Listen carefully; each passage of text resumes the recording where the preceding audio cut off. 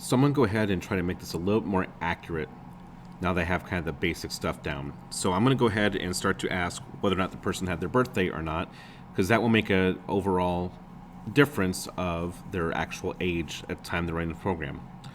So we've got print. I'm going to guess your age. What year were you born? Okay, we can keep all that stuff. We can also keep the born equals input. Born is going to be integer. Okay, so I'm actually going to click down here, though, at the end of my line 10 and push enter a couple times because I want to add a little more to this. So what I want to do is I want to have the program ask whether or not the person's had their birthday yet or not. So I'm just going to do same thing as I did before, print, and then I'm going to put my parentheses in and put in my quotation marks and just say, have you had your birthday yet this year? Okay, and then from there, I know pursue to say yes or no. So I have to go through and make some adjustments for that in a second. Before I get there, though, I have to have my input. So what I'm going to do is I'm going to go ahead and call this input birthday yet. And again, I'm going to capitalize the second word, and then equals, and then put my input in there so someone else can go through and put in either yes or no. One thing I want to stop real quick and point out to you is that you'll see that I don't have spaces on the other side of the equal sign here, but I have them up here, so it can be a little inconsistent. With Rappel, you can go through and kind of clean things up. All you have to do is click this button right up here in auto format. Now, be careful because it can change quite a bit, although right now our code's pretty basic. It won't be too bad, but this will help kind of clean things up and keep things a lot more standardized. So I'm going to click on this right now, and you'll see it added my space in here. It also added space down here. So you can do that periodically just to make sure your code is staying nice and cleaned up. Generally speaking, I like to try to run that code or run the auto format whenever I get done with a certain section. So that way I know that once the section's done, it's cleaned up, it's good to go. So getting back down here, we have you had a birthday yet this year? And I think I'm actually add a little more to this. And I'm going to say just yes or no. So people know what to type into it because it will make a difference overall. So I'm going to click on run up here and see what's going on.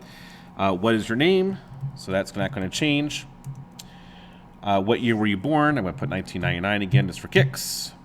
Have you had your birthday this year? Yes or no? I put down yes. And we do have still the same age, so we're going to make some adjustments more down here to our code in just a second. Before I do that, I want to kind of shorten down some of this other stuff because I'm getting a little tired of typing my name in over and over again. And one thing that we're going to talk about here in a few minutes is putting in comments. So comments are really, really important in code because it allows us to go through and talk about what our code's supposed to be doing. Now on the site, I've had a couple problems with the comments showing up. However, I do want to show you guys how they work, and then we're also going to start to do these as we go forward as well. So to make a comment, all I have to do is go up to the line and just type in a hashtag or the pound symbol, and that will take that code out and it turns it green. So if I click on run up here, you'll see that the hello world no longer is part of my code. It just blocks it temporarily. If I want to put it back in there, I could take out that hashtag, and then I can rerun my code, and it'll be back up there for me to take a look at. Now another thing I can do as well, if I want to comment a bunch of code out, is I can go up here and type in 3 quotation marks like that. And if I go down here to the other end of this and type in 3 quotation marks, it'll end it there. So I could do it that way as well. I personally like to do each individual line. If you get big enough code, it's really kind of a pain to do it that way. But it allows me to kind of slowly add things in and also take things out if I need to. So I'm going to go ahead and just temporarily get rid of all of my lines over here. So 1 and 3. So this stuff is stuff that I'm already kind of got figured out. I'm going to keep this stuff around because this is where I'm really focusing on is the birth year stuff. So I'm going to stop my code and rerun it. Notice I don't have to worry about going through and dealing with the name part again. I can start typing in my age and then go from there. So now that we have this set up, we have to tell the program what it should do with the information. So if someone's had their birthday or not had their birthday, it's going to change their age. So we have to tell the program what to do that and how to actually make that happen.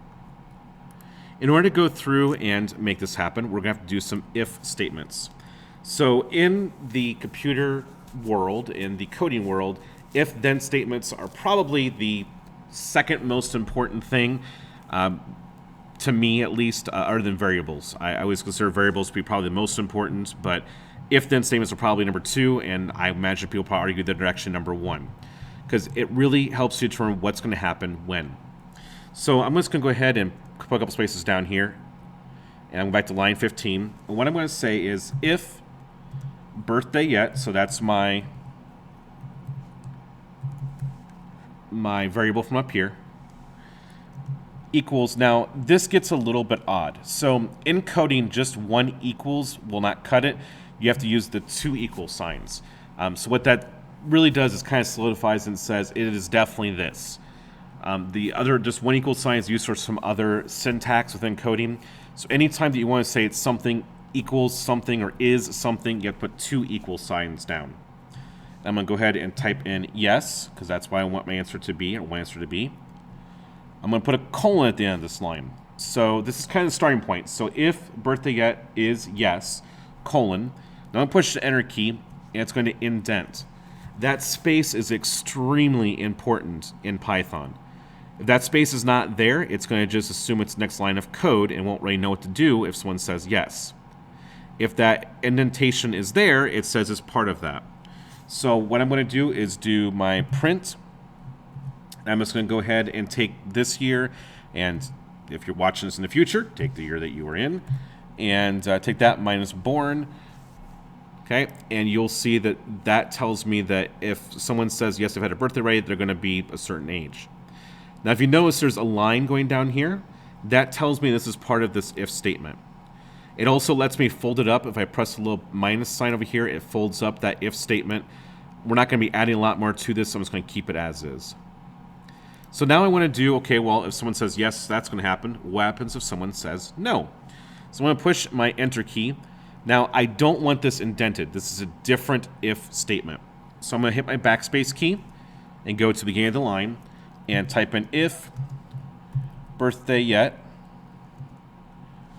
equals no. It's my other option, right? And then I'm going to put my colon at the end. Now, again, I push return or enter, and it's, again, went and indented. Print.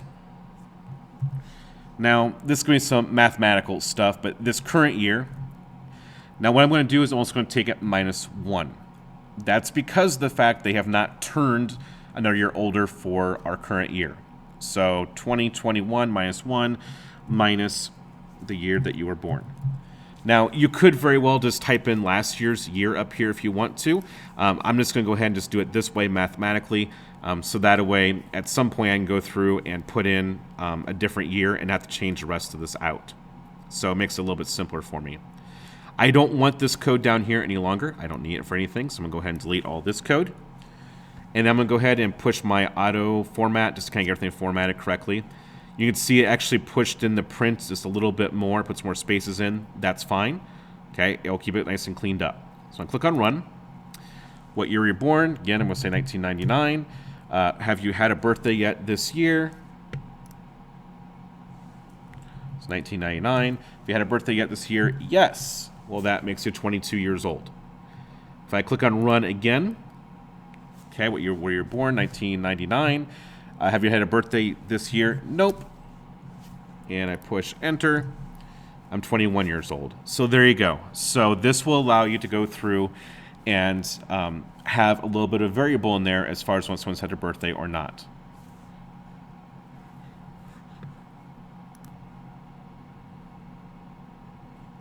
You can feel free to add some more things to this code. I am going to go over here first of all and take out my comments. There we go. So this is my full code. So it goes back to hello world. It says what is your name and goes from there. So to wrap up our code, I'm going to come up here and take off my comment lines and get this back fully functional, and now it should go through everything again. So to wrap up my code, I'm going to come up here and take out my comment lines. Just like that, and that should make everything fully functional again. I'm going to go through and try to do some more improvements with this and see if we can also make their code a little more complete using some comments.